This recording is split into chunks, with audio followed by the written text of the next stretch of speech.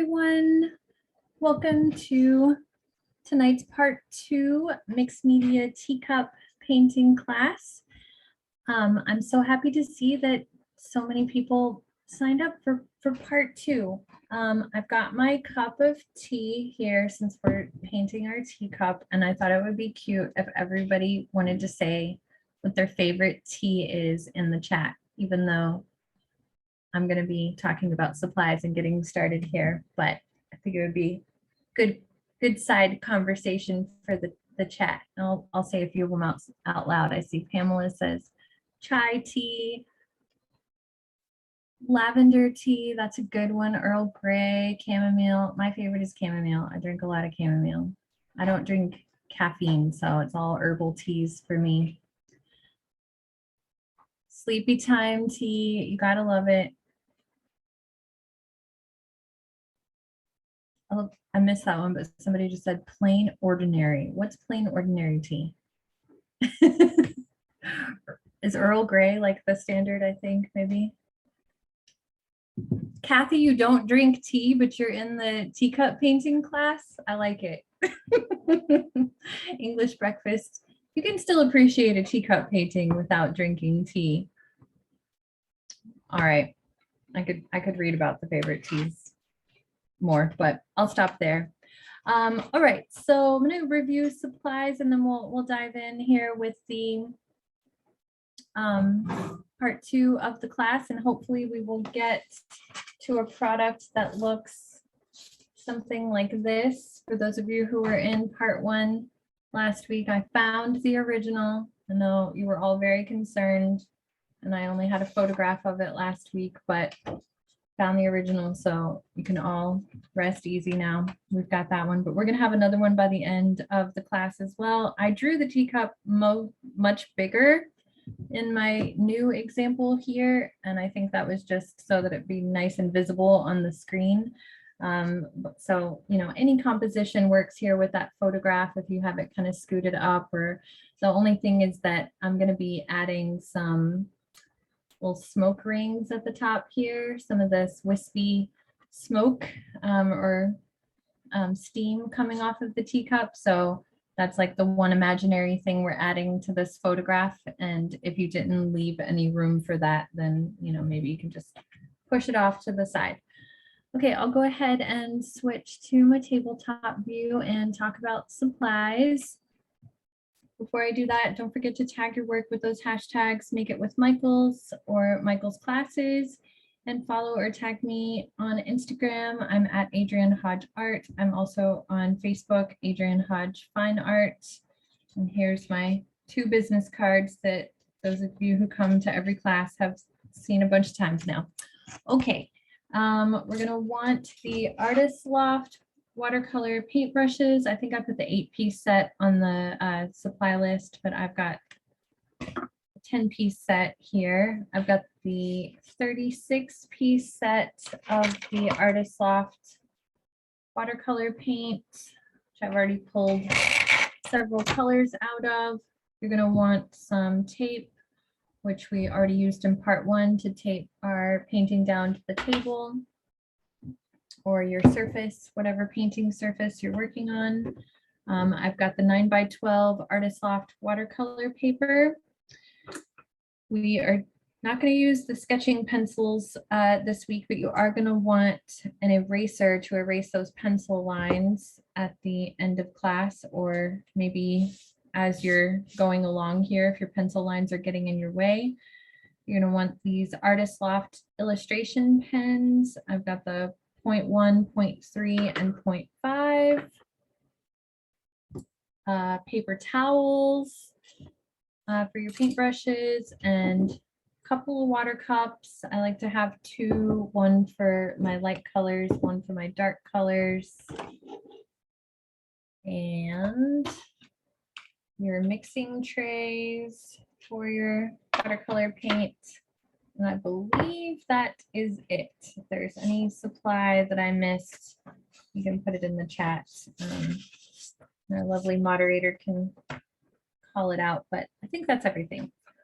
Okay, so let's just jump back in where we left off, and hopefully we will get as far as that example painting shows.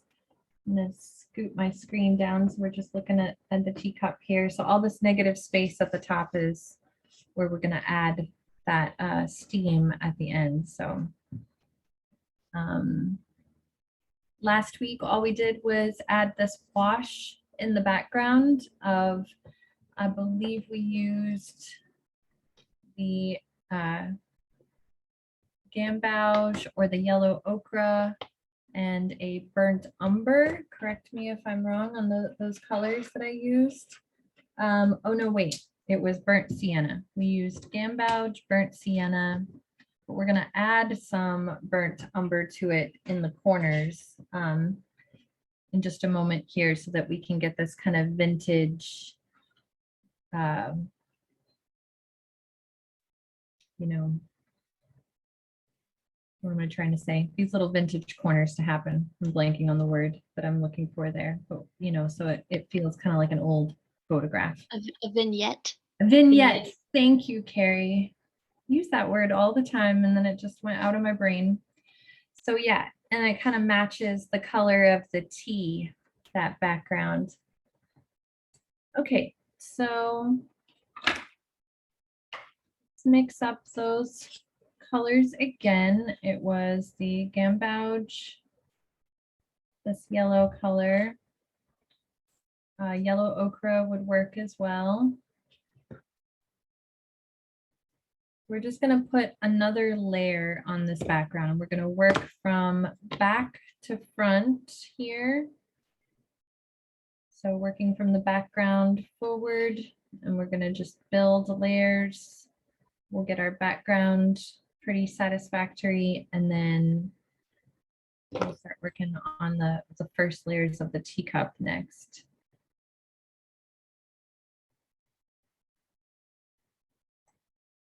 So I've got gambauge, burnt sienna, and burnt umber. Let me go ahead and put some yellow ochre down as well.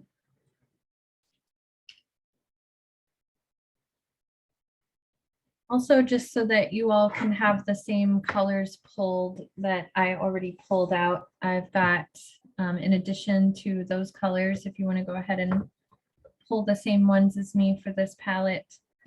I grabbed the gold. I don't know if we'll actually put it in there, but that teacup does have a little bit of gold on the motif. So if we get to it, we might add some gold embellishments with that. So I've got those 4 colors that I already started with. Gambauge, yellow ochre, burnt umber, and then I've got the gold off to the side so it's ready when we need it. Magenta for sure for those flowers. We'll use a lot of those same yellow colors for the flowers along with the magenta. And then I've got lemon yellow as well because some of those yellow flowers are a little brighter yellow. Let me just put the reference photo on the screen while I'm talking about the color palette here. That was the other supply I didn't mention, but you should all have that reference photo as well downloaded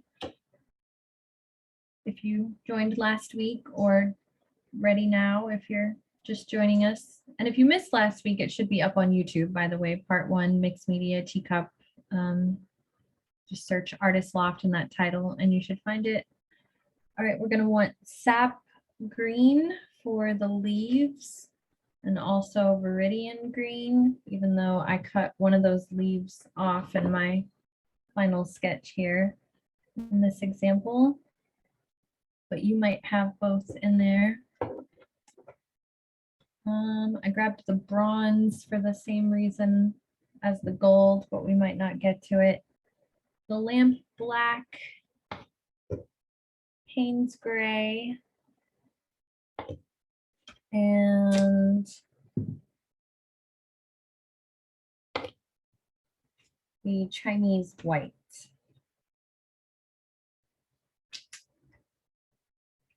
And also, I'm going to grab the rose as well for those rosy colors. And that should be it. It's a very fall color scheme here. It's a lot of colors that are all very warm colors. And then those two greens are kind of the two outliers in some very fall colors here. And I'll just put them all up on the screen. But remember, there's going to be a YouTube recording of this class. So if you missed any of those, you can always go back and watch it and slow it down later. I'll just put them all up on the screen real quick here. So somebody requested that. So if you don't have the same set as me, just pull all of the colors that you have that are in this color family. So a lot of yellows, as many warm yellows as you have, whatever pinks and reds you have, whatever browns you have.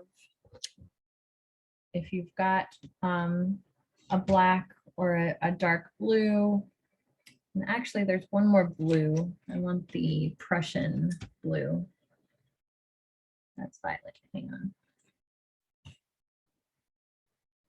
Here it is. Okay, that Prussian blue that's like almost looks black. Because we might just make our black with the burnt umber and the Prussian blue and then the Chinese white.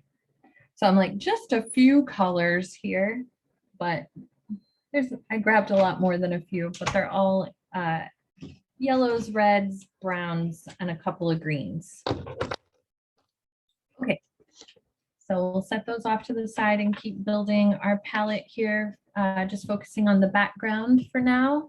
I'm going to mix up using one of my round brushes just to mix, but that's not the color that I'm going, or that's not the paintbrush that I'm going to use to paint with. I'm just using that color to mix with right now. I'm going to take some of that gambouge off to the side. You always want to make separate piles of new colors that you're mixing. That way you still have a nice supply of the original color. And then I'm going to take some of the burnt sienna and mix it with that. And my burnt sienna just really overtook that color, so I'm going to mix a lot more of it. And feel free to go a little darker or a little lighter with this background. You know, you could even use a completely different color for your background. If you wanted to go rogue and do a blue background, I am not the boss of you. You don't have to keep this the same color scheme as me. And now I'm just dripping water into that color so that I can make it nice and watery. Want a wash of it. We did our first layer of our wash last week. We could probably leave it like that and just, you know, do the little vignette dark corners, but I want to make my background just have a little bit more something, just give it more depth. So I'm just going to put another layer on. So I mixed with that paintbrush, but I'm not going to put it on the background with the same brush. I'm going to use my flat brush.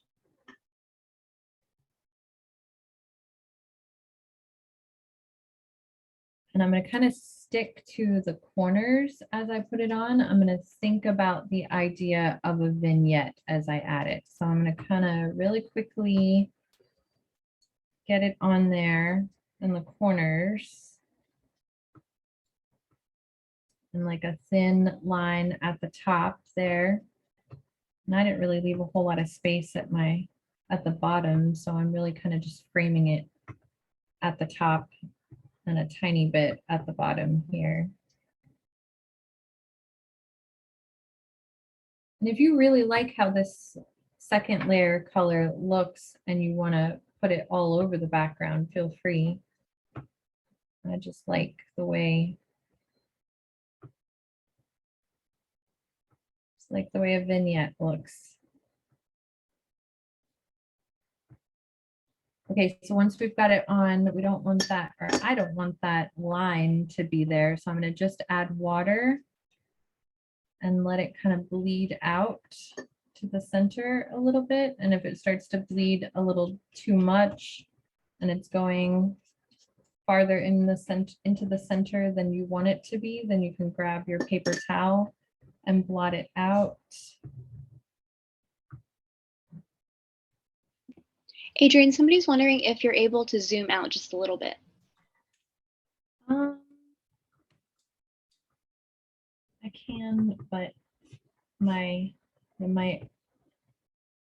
goose arm is not quite as flexible as I'd like it to be. So I'm kind of just moving around there.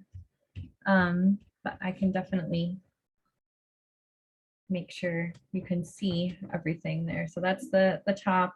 I just let it bleed out, and then that's the bottom. I'm going to keep the camera focused on where I am.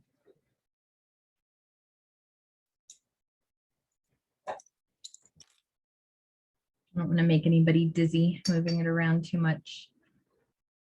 Okay, so I'm just kind of finessing it a little bit by adding some more water. You don't want to put too much water because that can make it super wet. But while it is wet, we might as well do those dark corners so that those can be nice and bleedy too.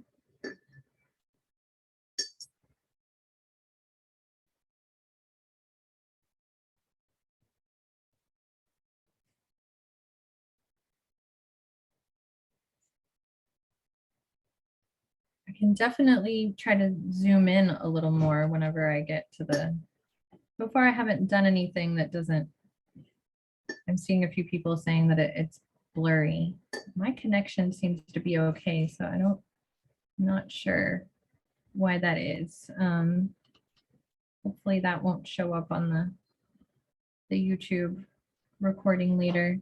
So I'm just taking my burnt umber off to a little well of its own in my mixing tray, and I'm adding some water to it so I can get it nice and washy as well. And then honestly, blurry is kind of good. Here's a tip for y'all.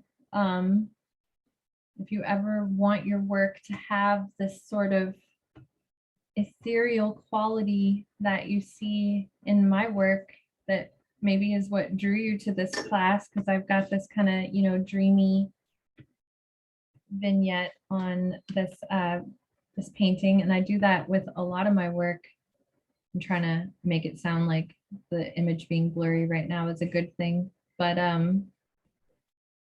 sometimes I take off my glasses in my studio and I paint. It was maybe not very good for my eyes, but I paint blurry. Just look at what I'm painting and let it be blurry so that I can get that dreamy quality to happen. Because if it looks good to me, you know, when it's blurry like that, then I've probably achieved my goal of making it ethereal, right? So maybe looking at my example, if it's a little blurry right now, can help somehow.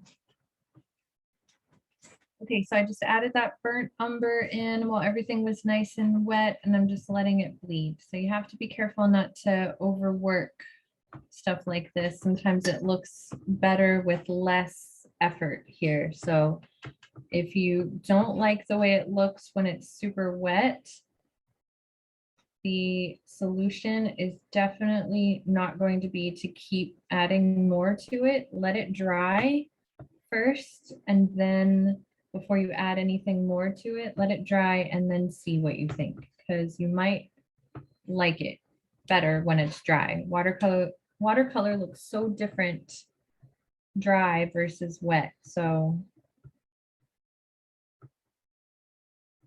get it on there and then leave it alone.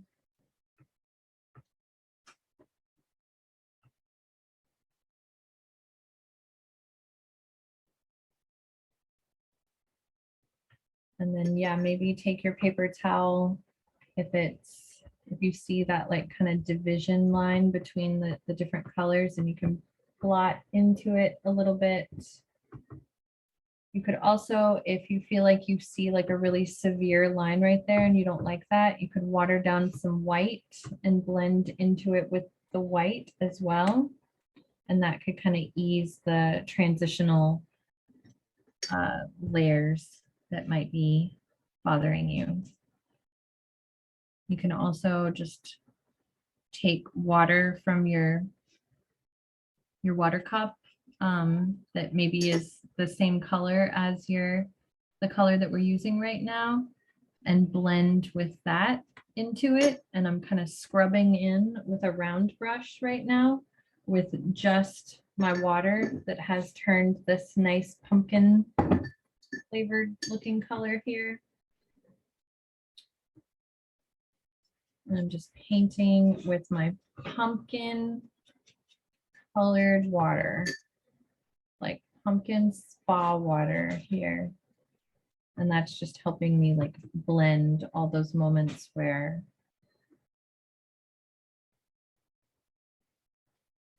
you could see like a line between those layers.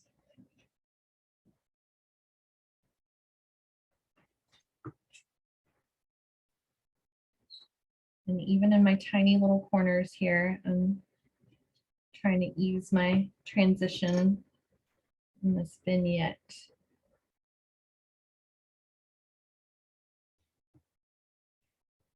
A lot of people really ignore the backgrounds in their paintings like this, especially with something that's like a still life. And I definitely do not. I give a lot of attention to my backgrounds. In fact, before I started painting these ethereal, abstracted, I'll pull out my 2 business cards I'm always showing you guys. Again, before I started painting big stuff like this, I used to do a lot of portraits with surrealistic backgrounds. And then a good friend of mine suggested that I just start painting just my backgrounds. And then I started selling more work because people really love abstract paintings to hang in their home, and sometimes just focusing on those cool backgrounds can create a really nice decorative piece. Okay, moving on.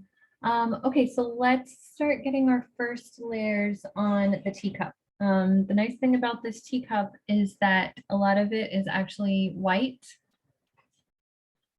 And that means our blank paper is going to do a lot of the heavy lifting for us. So the trick is to really just keep the parts of the teacup that are white. We're going to keep them blank. But there is a lot of shadow on that white. There's a lot of shadow falling across the saucer and the bottom of the teacup. So we're going to use a really pale gray for the shadows there. So all these shadowy shapes that we outlined with our pencil last week, we'll put a really light gray in there, and everywhere that's white, we're going to leave it blank. So if you've already painted something in those areas and you want it to be as white as, you know, as the blank paper, again, that is going to be tricky because the white in this watercolor set, most watercolor sets don't even have white in them. And the idea is that you leave the paper blank where you want it to be white. So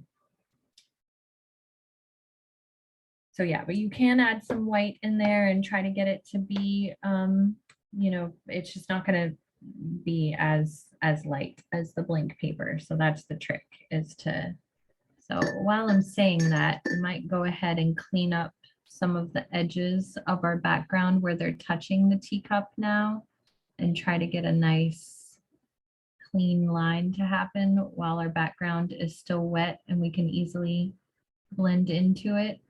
So let's go ahead and clean up some of those edges right now that I'm thinking about it. And you can't erase your pencil lines while it's wet like this. You have to wait until it's totally dry. So if you haven't started, if you're just kind of watching and you're waiting to like do a lot of this later, it's good to erase your pencil lines as much as possible before you even start adding the watercolor. That's why last week I took my eraser across the whole thing after we sketched it out and erased as many of those lines as I could without taking the whole drawing away.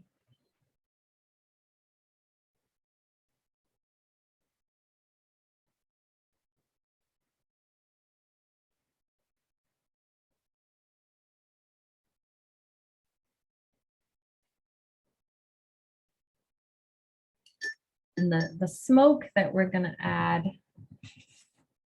I just realized in the last one, I did leave blank paper for the smoke and I got carried away just now with the background and I totally forgot to leave some blank paper for the smoke, y'all.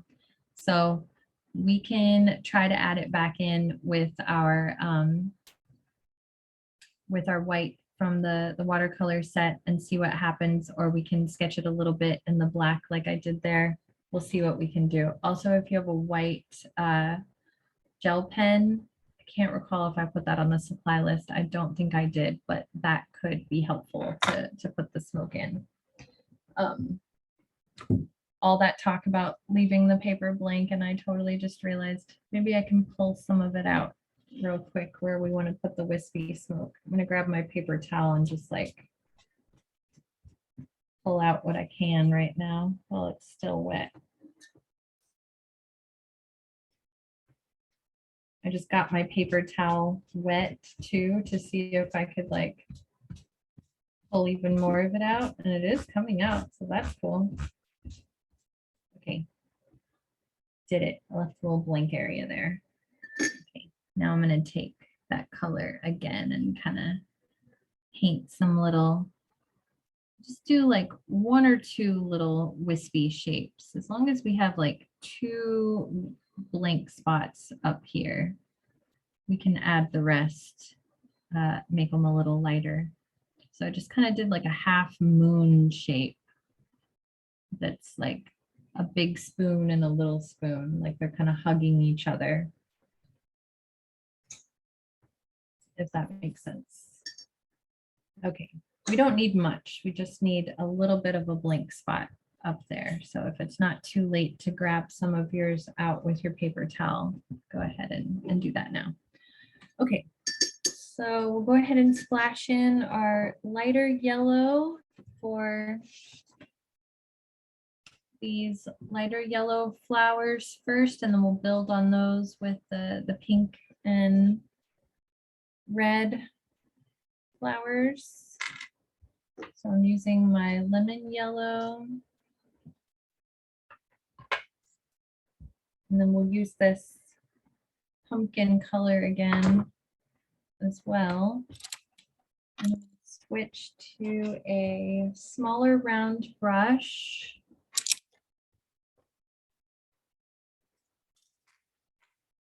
Like that. And again, I'm just going to water it down. I want the first layer of everything I've put on to be nice and washy.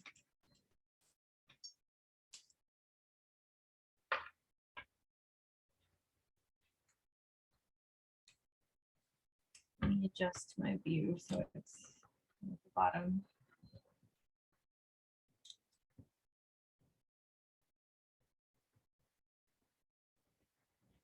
Okay, I apologize for moving the camera so much. I drew that teacup so big so everybody could see my drawing, and I didn't think about how that was going to require me to move it around so much for the painting. Okay, so I'm not worried about making these flowers look super detailed. I'm just looking for loose. So I'm just filling in these kind of little blocks of where I see the yellow.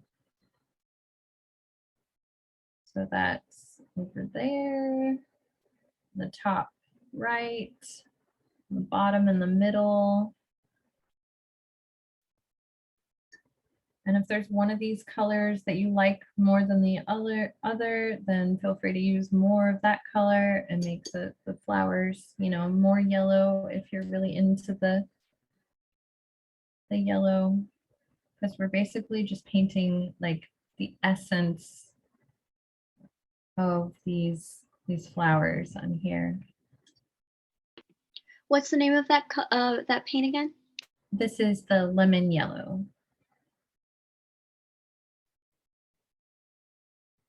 Okay, and that is a really bright yellow.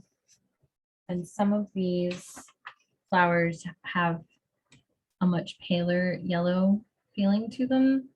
So I'm gonna tone that down with some white. So mixing in my Chinese white. I'm gonna take some off to the side here. My palette's gonna get messier as I go along here and we start running out of time. So I'm gonna make this like creamier version of this yellow, make it a little paler. And I might even mix in a tiny bit of that pumpkin color we made and have it over here. So I have like a second version of my pale yellow that's kind of got more of like a peachy feel to it. Just for some variation.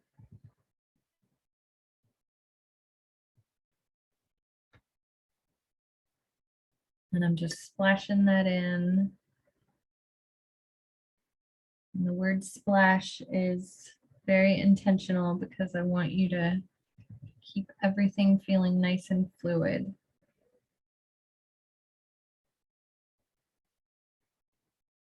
Lots of water. That means lots of water on your paintbrush. Watercolor should never be dry and catching. You should always have lots of water going there. Okay, now let's get this pink going here. There's a lot of pink flowers, so I'm using the magenta. I'm gonna actually grab another mixing palette here for all these reds.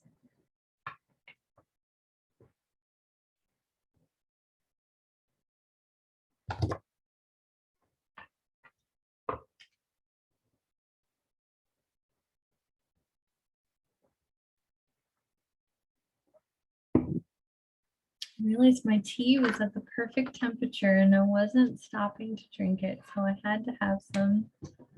Okay, so I've got the magenta and the rose.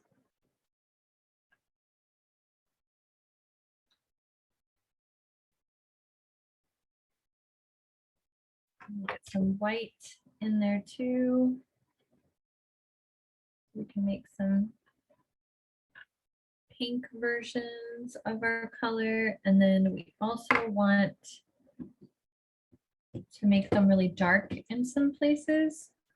I don't really want to use that black because black paint tends to be kind of like makes things feel really flat, and I want more dimension to my black.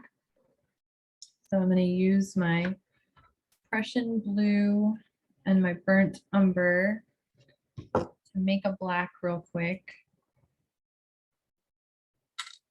And then I'm going to mix that black in with my magenta pinks and stuff to make a darker version here. And then I'm also going to use that black for the shadow in just a minute, the big shadow on the teacup.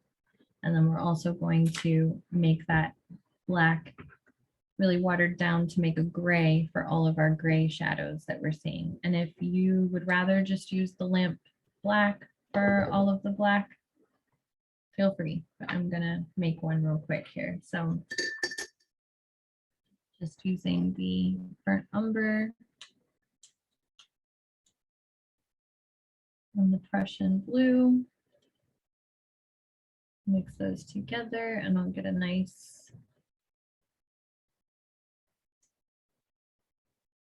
full-bodied black to happen.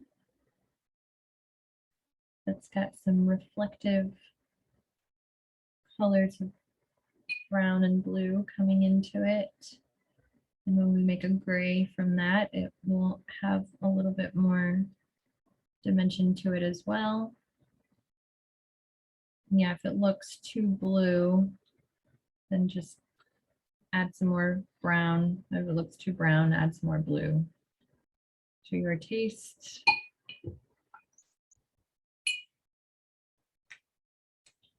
Okay. So first, let's take some of this. Well, really should have started with white. Start with the lighter color first. My apologies, I keep bumping my camera when I'm reaching for my water cup there. So if it's shaking, it's because the camera is shaking, it's because I bumped it. I'm going to take some white off to the side and slowly mix in my magenta until I get a nice light pink. I think that looks pretty good. Normally I like pinks to be a little paler than that, but I think that's good. So again, drip some water into it, make it nice and fluid.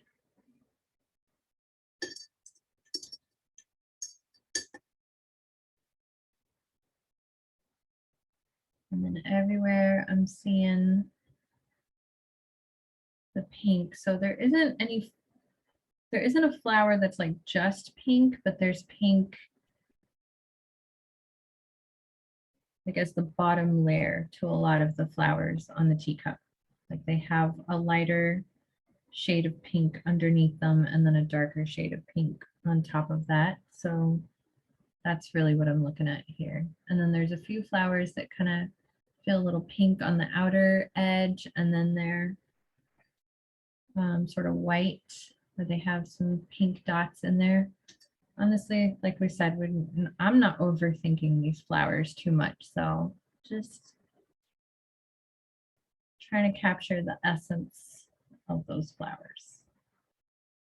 Kind of stippled it in there a little bit, and I'm really using my water to make those colors bleed. Might even touch some of my yellow that's still a little wet and let that pink bleed with it a little bit. And that'll give you this nice peachy color, make a peachy color happen. And that's pretty nice. Okay, now we want to make a darker version of that red.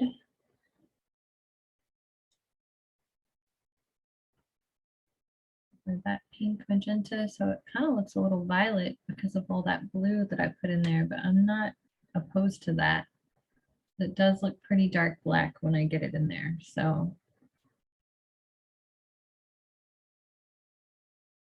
all those places where I see some really dark pinks and reds happening, that's where I'll put that.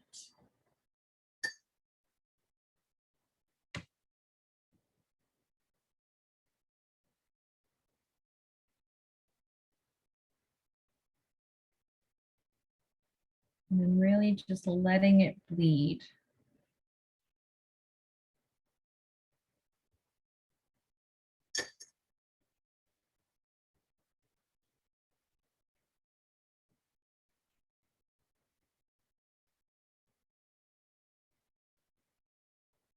And we let it bleed in an interesting enough way, we might not even need to do much else to these flowers to be satisfied with them.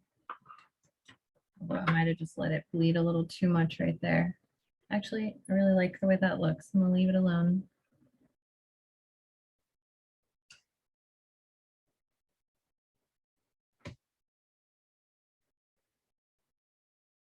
Just mixing up a little more of that color.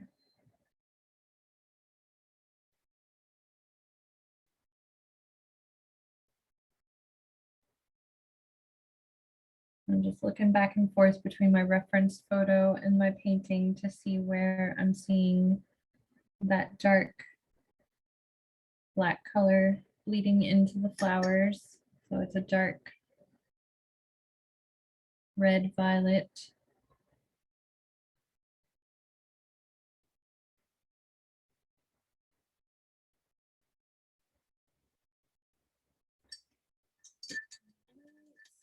I just realized Adrian, people are saying that it seems like your paintbrush, that it might the camera seems to be focused on the middle of the paintbrush maybe.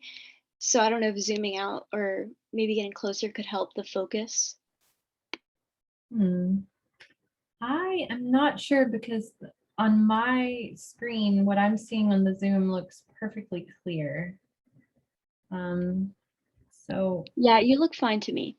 okay, it might be an issue that's just happening for a couple of people who are nice and vocal about it. So I'm maybe it won't show up later on the YouTube. I'm gonna go ahead and get this tea color in here. Also, I'm very aware of the time. I don't want to run out of time here. So the tea color is a little darker than that. So I'm using basically just what we put in the corners of the vignette. And I'm going to go ahead and paint the entire surface of that water. And when that dries, I'll go in and put just a few details in on the tea bag to create that depth right there. So I want to think about this entire surface of the water being one thing. We don't want to paint it separately from the tea bag, but we also might go ahead and just put a couple little accents up here. I'm going to mostly leave that top of the tea bag alone. I'm just going to put a couple of accents on it. So the very minimalistic painting here. Okay.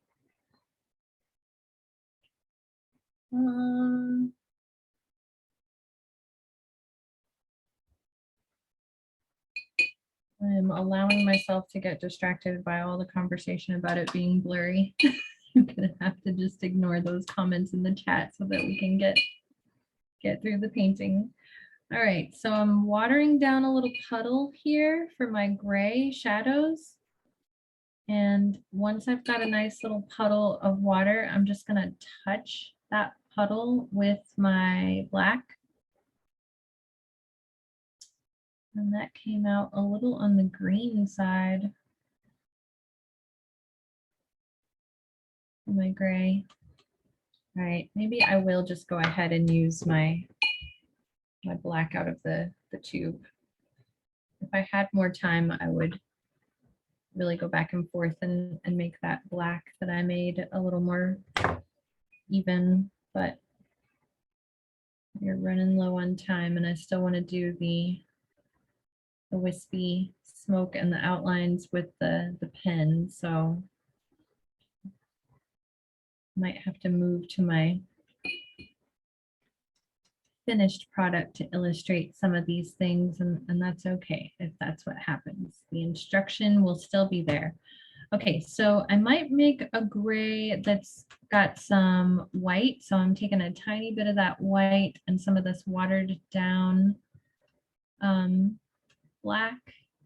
Or if you can get your black watered down enough that it makes a nice watery gray happen, however you get there. But we're looking for a nice watery gray like this. And I'm using a slightly larger round brush. And ideally, all of the flowers would be completely dry before you do this. So I'm only going to paint this gray in a couple spots because my flowers are too wet to do this. And I'm going to illustrate this on the more completed example, but I'm seeing a big shadow right there. And then I'm seeing a shadow here on the base of the teacup. And we're going to leave the paper blank where we see the white highlight. Just want to make sure I at least touch on instruction for every part of this painting, even if I don't quite get there on every aspect of it. Sometimes in these 2-hour classes, it just isn't enough. Okay, so ideally you want to wait until all of your flowers are dry, because the watercolor shouldn't really bleed too much once it's dry. You can put another layer on and that bottom layer will stay in place. So then you can take your watery gray and you can go back on top of the flowers right here and get that cast shadow to happen on the left side of the cup, and then a little bit right there from the handle on the teacup. So I'll just put a little bit of my shadow where I'm seeing it on the handle. But yeah, I'm not going to do it here because this is all super still wet. I put some really thick piles of wet paint there in the middle. So if I go over those right now, I'm just going to bleed that purple everywhere, and I don't want that to happen. So I'm just going to show you with this one. So once it's totally dry, you'll take that watered down thin gray and you'll go all the way across the side of the cup and on top of the motif there on the left to get it to have a shadow. Okay, and then we want to get our big dark shadow to happen. So I'm not going to water down my black quite as much here for the big shadow. I've still got that large or larger medium round. And you can do this on the bottom of your leaves as well if you painted the leaves in there. And I maybe am not going to get to that rose off to the side, but the rose is the way I would paint it is the same way I did the flowers on the teacup, is just nice and splashy. And then we're going to add some accents with our black pen. So it's very minimalist, very loose, watery on the paint, and then the accents with the black pens. So I'm looking for a nice even fill of this shape with my black, and I'm just sort of dragging that color around so I can fill that area as quickly as possible all at once. And if some other colors bleed into it, I embrace all of the natural magical things that the watercolor does. And if that color bleeds into my shadow a little bit, sometimes those things are my favorite part of a painting, so I don't worry about trying to fix them.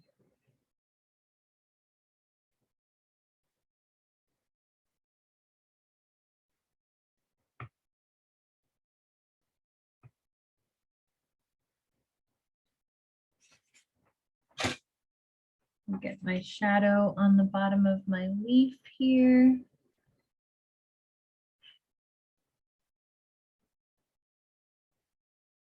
And if your background is dry, you shouldn't have an issue with this black bleeding into anything.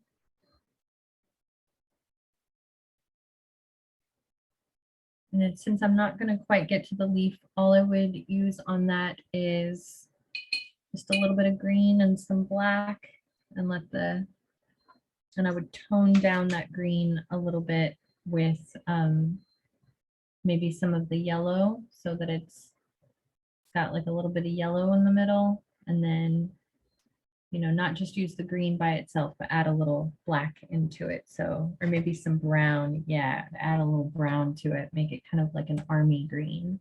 So it feels, so it's not so contrasty to the pinks that it distracts from them too much. If I have time, I will mix up that army green and add it to the leaf. Okay, so we covered everything except for the rose and the leaf. And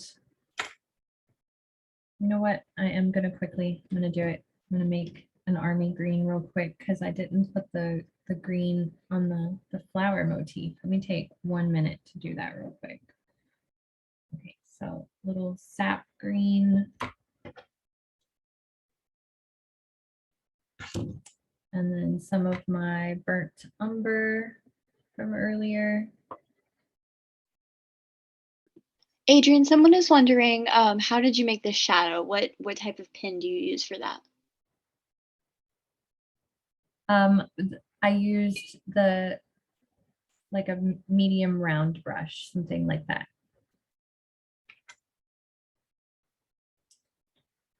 Okay, so I'm making that army green with brown and green. And I'm going to use a thin brush to put in some of those little stems that I'm seeing on the motif there. And then while I have it on my brush, I can go ahead and splash it in there on that leaf as well. And you could put another layer of black onto it to give it more of a shadow. We can also do that with our pens. Okay, so the accents with the pens and the wispy smoke. So we need our white and we need a thinner brush.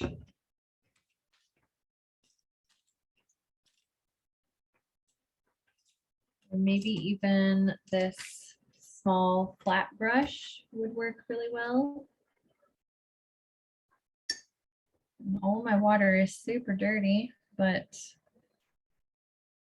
let me try to get some clean white paint going here. And is there anything specific you did to finish up the tea bag? Not much, no, because we're about to add some accents with the, oh yeah, actually on the tea bag. Well, I'm going to do a lot of it with the pen, but I just added a slightly darker brown in there and let it bleed. And then a little bit of black as well. And I let that bleed. I can do that again in just a second, but we're going to add some accents with the pen that's going to really help any unfinished stuff. Also, if you're not finished, please take your time. Don't feel like you've got to rush to finish right now. I just want to make sure I've touched a little bit on every aspect of this. Okay, so for the wispy smoke, I'm just doing this kind of the shape of like a comma, right? Or like a half moon. And then I'm going to twist it at the end and let it wisp up there. I'm going to do that a couple more times and twist it in the other direction. So you've got these two big wispy pieces of steam. And you definitely don't want to overdo it. It doesn't take much to suggest the idea of steam. So that's honestly all I'm going to do. And then when this is totally dry, I can go in with the gel pen if you've got one, or if you want to keep doing this with the white paint and add a few accents of it onto there, and we can slightly outline it with our black pens as well. Okay, I'm going to clear some space just to give myself some elbow room here for the. Actually, let me splash in a little bit more brown and black to that tea bag because I'm feeling bad that I neglected it now. Okay, so it's got like some darker. Yeah, and now that the rest of the water is dry, it's perfect for just stippling in some details here on this tea bag, and you don't need much. So I'm just doing some little stippling dots in a few places and maybe sort of kind of, but not really outlining some of the shapes, like doing like a little scribble action, and then I'm adding some water and letting that bleed into the other layer. You don't want to add the water too quickly. You want to let that kind of feel a little half drawn on, and that'll really give the illusion of that tea bag. And then same thing with a little bit of black. Just stippling in some dots. And you can do this for the details on the flowers as well. Take some of like a little bit darker red and stipple in some details. Oh, I used that black that had kind of a green tint to it. Hang on. Let me use that other black.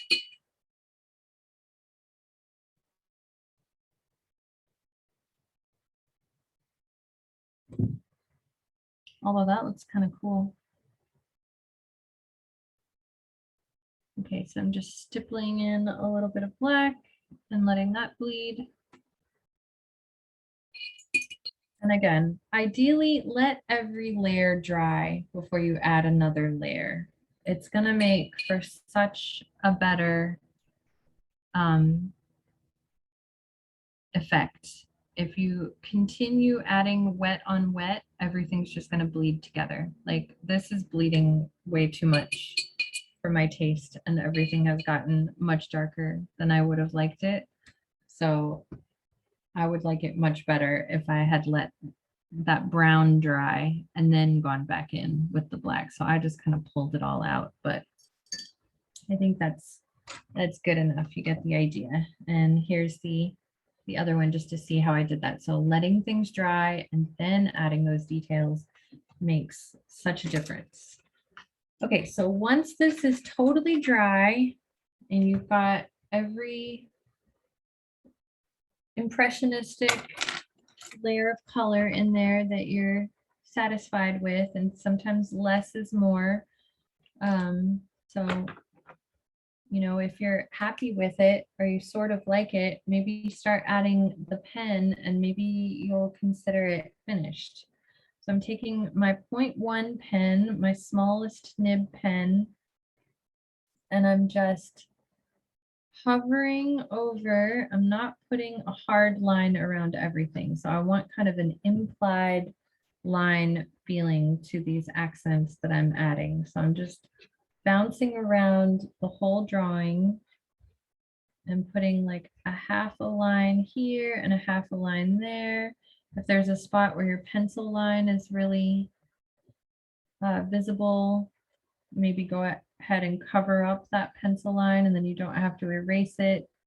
But we're really not looking for a hard line around here. And you can add some of the details of the flowers in like this as well.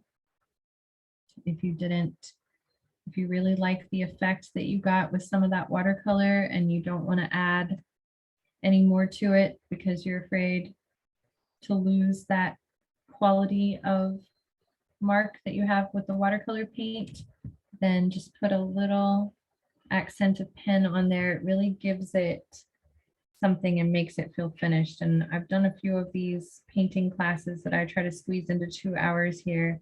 And oftentimes it happens this way where we just run out of time. We get a question or two in the class and it eats up more time than I realize. And then it's like, oh no, we didn't quite finish it. But doing this really makes it feel intentionally like unfinished, right? And you can put a little more pen details in there if you want, like you can do some hatching and cross hatching. I'm having to be careful because a lot of mine is still wet. You can outline your wispy smoke a little bit like I did on the other example, but it's not letting me do it because it's still wet. But let me go ahead and just switch to the other one to just show you how I did that. So, you know, it's a thin line between, you know, doing a hard line or, you know, making it like a little too thick. So the 0.1 nib is really probably all you're going to want to use, and just keep it nice and light and wispy as you go around. And I think moving around on the picture as you go is the easiest way to not overdo it with the pen, but I think it just gives it a nice quality, especially if it feels a little unfinished. Like that's looking, I'm pretty happy with that right now. Okay, so, and then when you're totally done and you're ready to peel off that tape, like I think my background is probably dry enough that I can do that because I want to hold this up and just show you what these clean lines look like. And I realize we've gone slightly over time here, but I would love to see some of y'all's examples real quick. If anybody else's is at a point and it's not taped down, where you could hold it up and show me, if you don't mind sticking around for an extra minute. Oh, I see some gorgeous examples out there. Very nice. Well, I love how you blend those colors together. Ooh, look at that. That's really fun. Yeah, if it's taped down, I see Kristen saying, I'm taped down. Yeah, don't worry about it if it's taped down. Holding it up, I know. Ooh, that's so lovely. Yes, so nice. And I love your background. Very vintagey. Oh, that's so nice. I'll have to send all of these to my mom and my grandmother, since this teacup was passed down from the two of them to me. These are so nice. Oh, look at that, how nice and bleedy those colors are. That's gorgeous. And that shadow is so strong on the leaves. That is very nice. Yes, I love how you're taking your time building up those layers with that one and keeping it nice and light. No rush. There's never any rush, even though I just rushed a little bit. You guys shouldn't feel rushed, I hope. Anyone else?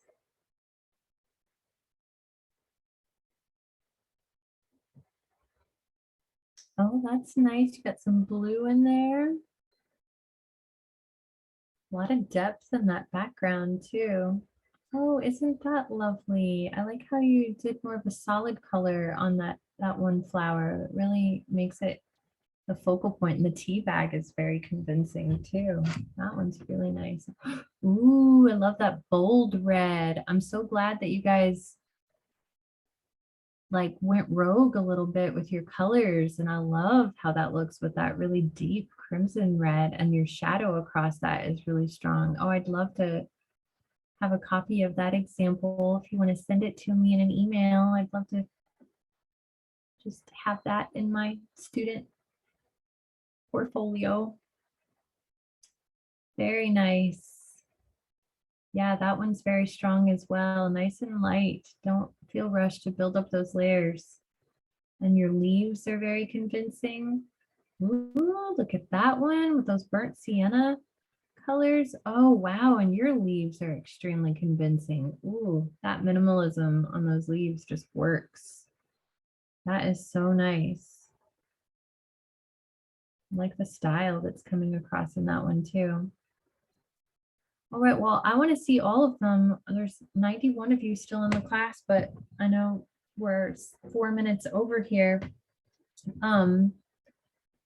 Feel free to tag me on Instagram or use those hashtags, Make It With Michael's or Michael's classes. And yeah, if you tag me, I'll be sure to see them, because sometimes the hashtags get a little buried. And I forgot to mention it, but for those of you who are still here, we have a premium class next week on drawing feet, and another figure drawing class coming after that that's free. But please go check out the listing of the online classes for next week and join me for drawing feet. We've got another image from the model Sion that I collected recently if you attended one of those other premium classes, and we'll have some free classes with those reference images for figure drawing coming up as well.